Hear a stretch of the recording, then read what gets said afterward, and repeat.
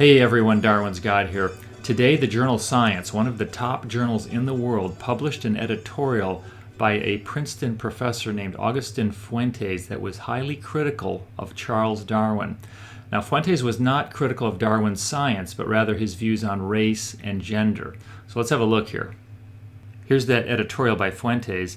Now, Darwin is not exactly the person you would expect to be canceled. After all, traditionally Darwin has been viewed as a leader of enlightened, rational thought.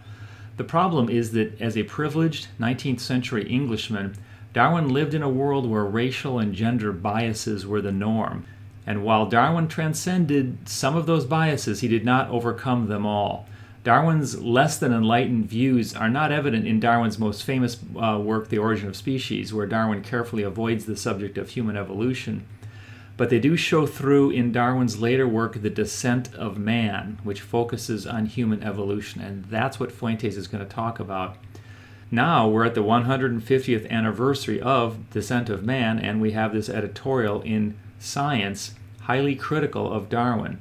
Unfortunately, this editorial is really just another example of how we simply cannot tell the truth about Darwin and about his theory of evolution, and instead we're kind of skipping around it. Now, Fuentes appropriately points out Darwin's admirable and not so admirable views on race and gender. For example, Darwin was a sensitive soul who opposed slavery and the mistreatment of slaves that he observed in his travels around the world. But there was a dark side as well. As Fuentes points out, Darwin, quote, went beyond simple racial rankings, offering justification of empire and colonialism and genocide through survival of the fittest. So Fuentes does good service in shining a light on the side of Darwin that too often is ignored. Unfortunately, while this is a good starting point, Fuentes stops there as though he has completed the job. Strangely enough, Fuentes is unable to draw out the consequences of Darwin's one long argument.